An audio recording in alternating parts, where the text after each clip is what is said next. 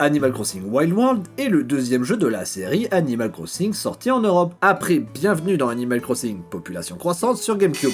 Mais personne ne l'appelle comme ça. Mais si vous êtes tatillon ou chiant, Alors vous pensez certainement à Dobotsu no Mori, sorti sur Nintendo 64 en 2001 au Japon uniquement, faisant techniquement de Wild World le troisième opus. mais on ne va pas s'attarder sur les jeux de la série, c'est pas mon sujet. Mon sujet à moi, c'est les jeux DS. Donc la version GameCube est un portage remake de l'opus Nintendo 64, lui-même ayant reçu plusieurs versions. Maintenant c'est à vous de voir si Dobotsu no Mori et Animal Crossing sont les mêmes jeux, ou deux opus séparés. Avant de revenir à la DS, j'aimerais citer rapidement l'OAV/film Animal Crossing, mettant en scène Ai, avatar féminin et nouvelle habitante du village. Sorti en 2006, ce film est vraiment l'adaptation de Wild World, car Ai arrive en taxi avec Amiral, chose qui n'est que dans ce jeu-là. Et Céleste, la sœur de Thibaut, est présente, personnage faisant ses débuts sur Wild World, exactement. Revenons enfin à la DS, la meilleure console pour ce genre de jeu casu très relax, où tu lances un jeu quelques minutes dans les transports, tels que Nintendogs, Harvest Moon, et notre sujet du jour, Animal Crossing. L'opus portable sort donc en 2006 en France et l'année précédente dans le reste du monde. Et pourquoi cela à votre avis? Non vraiment, pourquoi? Le jeu a été noté 16 sur 20 par jeuxvideo.com et a un Metascore de 86 sur Metacritic avec un 8,1 sur 10 des joueurs. C'est un très bon score. Les joueurs quant à eux ont été présents, atteignant un total de 12 millions de ventes dans le monde, dont plus de 3,5 millions en Europe. Cela peut s'expliquer par le côté mix que propose le jeu, attirant jeunes garçons comme jeunes filles, surtout sur une console aussi répandue que la DS. Nous allons donc voir ce qui est si prenant dans ce croisement des animaux. Elle est horrible ma transition. Cher journal, c'est mon premier jour depuis mon départ. Alors que j'étais dans un taxi en direction de ma nouvelle vie, le chauffeur m'a demandé plusieurs informations personnelles. Frérot, mais c'est super ça. Mais dis-moi, tu as des codes d'accès à ton compte CPF quand même. Netflix, Nickelodeon Junior. Il m'a aussi demandé ma destination, ce à quoi j'ai répondu En ville s'il vous plaît. Ah mais c'est super ça. Mais dis-moi, le numéro de ta mère, tu peux me le donner? Toujours divorcé, non?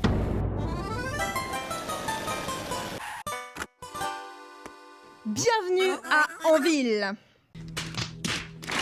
Une fois arrivé en ville, À Anville. on m'a guidé vers une maison qui m'a été donnée. Et Tom Nook se présente comme le vendeur de maisons, de meubles, d'outils, de tapisseries, de tapis, de médicaments, de plantes, de papier. De saucisses, de tabourets, d'organes, de crypto-monnaies, de peinture pour les toits, de fromage originaire d'Hongrie et de spray anti-hispanique à ne pas utiliser sur les enfants de moins de 12 ans. Finalement, il m'a demandé de lui payer la maison en retour. Mais m'a proposé un job pour réduire le prix. Oh bah super, sympa pour les gens en CDI qui travaillent dans un supermarché miteux pour un patron avare qui, une fois pour se relaxer, lance Animal Crossing et la première chose qu'on leur demande de faire c'est de travailler dans un magasin miteux pour un patron capitaliste. Une fois le travail terminé, il a soustrait 1400 clochettes au total que je lui dois. Mal payé en plus. Bah, au moins c'est réaliste. Pendant ce travail, on apprendra surtout les mécaniques du jeu, et par la même occasion de la série. Savoir mettre un vêtement, comment planter des fleurs et des arbres, envoyer du courrier, écrire sur le panneau de la place, placer une tapisserie, des meubles, etc. Maintenant je suis libre de faire ce que je veux. Mon premier réflexe fut donc d'acheter une pelle. C'était plus pratique pour cacher un corps. Grâce à cette pelle, j'ai pu déterrer un fossile, et gagner plein d'argent en tapant sur une pierre. La semaine qui a suivi mon arrivée, j'ai utilisé cet argent pour acheter une canne à pêche. Et ma première prise fut un poulpe.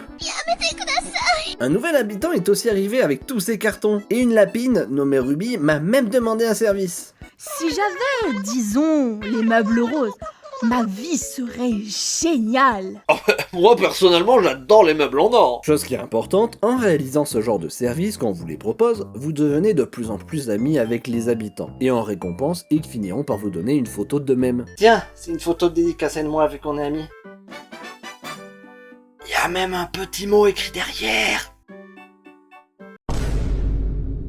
Le même jour, en me promenant sur la place, j'ai vu une nouvelle tente de couleur vert. Mais le gars dedans n'a pas voulu me faire rentrer si j'avais pas le mot de passe. Mais comme si j'avais ça en ma possession. Plus tôt, alors que je pêchais sur la plage, Miro, un gentil petit ourson qui passait par là par le plus grand des hasards, a été époustouflé par ma prise magnifique. Et quand je lui ai adressé la parole, il m'a donné le mot de passe immédiatement sans que je lui demande quoi que ce soit. N'en pensant rien à ce moment-là et ne savant pas du tout ce que je pouvais en faire, je n'y ai pas prêté attention et j'ai continué ma vie jusqu'à la place, où nous voici arrivés au moment présent. Une fois à l'intérieur, j'ai rencontré Runard, mais il m'a pas fait confiance au début. Mais en utilisant la méthode que seuls les plus grands influenceurs connaissent. J'ai pu devenir un membre de son petit club, ce qui m'a permis d'acheter ce tableau. Là. Lui. Un Gainsbourg, bien sûr. Oui, Gainsbourg. Hein.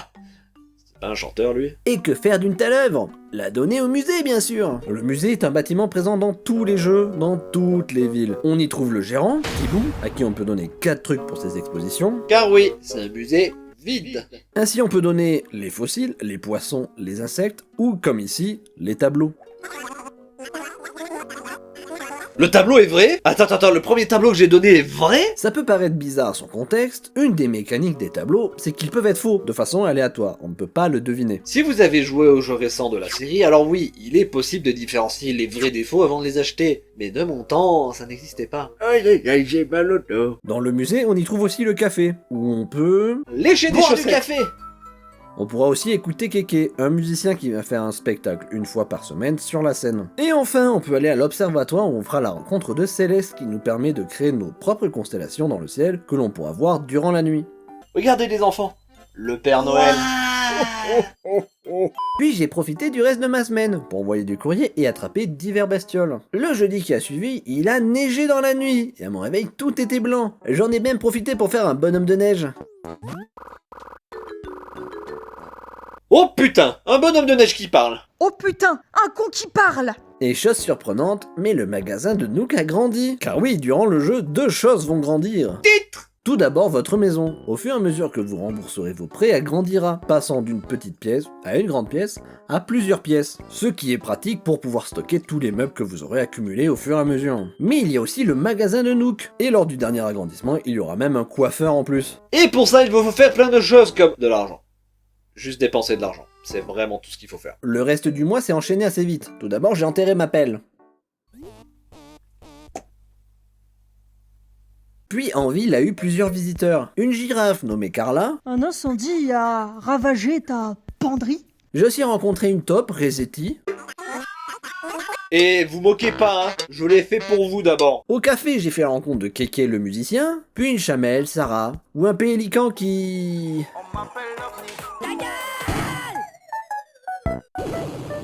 Ouais, c'est un petit peu ma faute s'ils visitent la ville. Tout ça pour dire qu'il y a souvent des visiteurs qui viennent. Certains ont leur jour précis, alors que d'autres sont aléatoires. Ce qui fait qu'on peut passer plusieurs mois sans en voir certains. Il suffit donc de jouer un peu tous les jours et de prier pour voir celui que vous voulez. Mais celui que moi je veux, c'est Morsicus le phoque.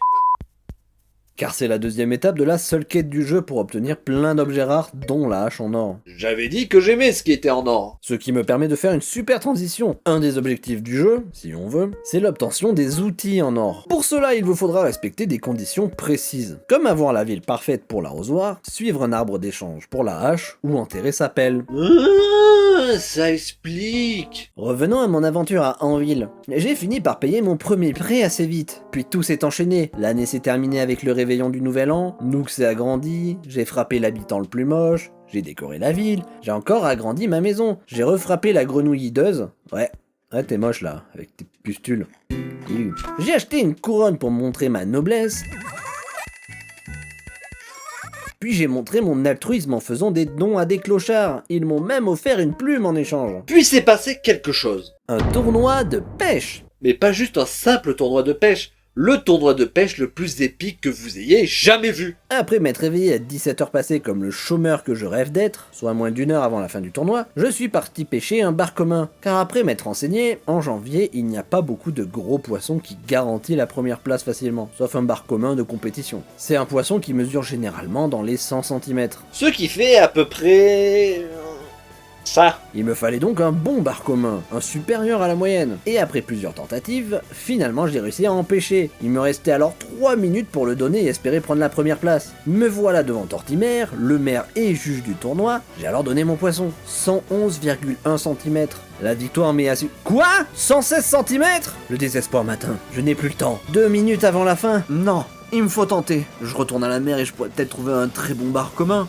Là, cette ombre, elle est grosse.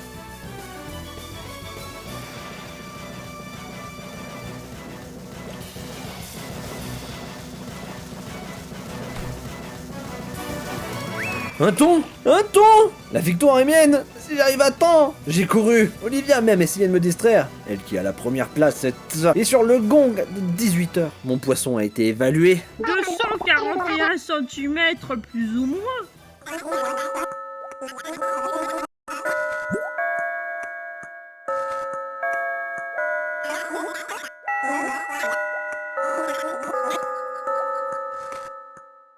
J'ai réussi à prendre la première place sur le gong. Le lendemain, j'ai reçu un courrier du maire avec le trophée de pêche en or. Et c'est sur cette victoire, cher journal, que je vais m'arrêter là afin de profiter plus amplement des jours à venir. Fin. Bien sûr, si on compare ce jeu à son prédécesseur, beaucoup de choses ont changé, tellement que j'ai la flemme de tout citer. En plus de l'évolution naturelle de la série, comme la possibilité d'avoir des chapeaux variés, chose qui n'est pas vraiment liée aux fonctionnalités de la DS, forcément la console apporte son petit lot d'ajouts qui, soit va changer la licence pour toujours dans ses suites, soit qui restera unique à cet opus. On peut noter l'ajout du ciel sur le deuxième écran, ce qui va de pair avec le lance-pierre, item qui permet de tirer sur les ballons et qui sont maintenant des immanquables de la série. Et en plus des ballons, d'autres événements se produiront dans le ciel. OVNI, facteurs, étoiles filantes ou simplement la météo qui évolue. Il y aura du soleil sur toute en ville, sauf à 17h pétante où il y aura de la pluie. Attention, si vous sortez, l'humain est réveillé. Il y a donc de forts risques de chute de débris et de vaisseaux spatiaux. Demain nous fêterons les Camilles et nous perdrons 6,7 minutes de soleil. Bonne soirée à vous. Mais dans la réalité, tout ça reste de rares occasions. Ce n'est pas rare de lancer le jeu pour faire son quotidien et de ne rien croiser. Quant à l'écran tactile, il sert à faire toutes les interactions classiques. Avancer, taper, interagir, ouvrir la porte. Mais une fois en main, bah c'est pas ouf. Combien de fois j'ai mis un coup de pelle sur la porte au lieu de rentrer dans la maison? Non, là où le tactile m'a sauvé, c'est pour faire des motifs. Pour dessiner, il n'y a pas mieux que d'utiliser sa main. Mais j'avoue que l'utilisation des deux écrans n'est pas l'aspect le plus vendeur de Wild World. Mais cet opus a quelque chose que n'a pas le premier jeu. La DS est une console portable. Et c'est la portabilité de ce jeu qui en fait tout son attrait. Grâce à ça, plus besoin d'abandonner sa ville plusieurs jours voire semaines en allant voir mamie. Ta ville te suit avec toi dans ta poche. Alors là, il devait y avoir un gag où je tire une ville avec une corde. Mais j'ai pas vraiment les moyens de faire ça. Avec ça, le multijoueur est fortement amélioré. Chacun peut visiter la ville de l'autre directement d'une console à l'autre. Que ça soit en ligne, chacun chez soi, en wifi ou en local côte à côte. Et c'est d'ailleurs comme ça que j'ai récupéré ce tapis d'argent que vous avez vu plus tôt. Et du coup non, je n'ai pas triché. J'ai simplement récupéré l'argent d'une autre vie. Je ne pense pas que Wild World soit vide. Certes, il est plus rigide que les jeux modernes, mais il y a beaucoup à faire. Et le plus dur sera de réussir à le faire. Réussir à contourner les limites du jeu pour réaliser vos rêves et vos envies. Utiliser les motifs comme route, c'est sympa, je l'ai fait de façon minimaliste, avec seulement 2 patterns très carrés. Mais en faisant des recherches de design, j'ai trouvé beaucoup plus complexe, ce qui permettra de décorer sa ville de façon très jolie et très organique. Et pourquoi j'ai pas ça moi? Mais c'est sûr que c'est un plus gros investissement de temps, mais tous les jeux de la série le sont. Passer des heures à pêcher les poissons les plus rares, tourner pour attraper un insecte, tenter sa chance avec les fossiles ou les tableaux, ou même collecter les photos des villageois. Animal Crossing est donc un jeu qui demande beaucoup de temps. Mais c'est aussi un des rares jeux qui te donne le temps. Si tu veux tout faire en l'espace d'un mois, tu peux. Si tu veux rien faire, fais-le. C'est toi qui décides, c'est toi le joueur. Et ça a toujours été le cœur des jeux, les anciens comme les nouveaux. Et sur ce, on se retrouvera pour un autre jeu de la DS, une autre fois.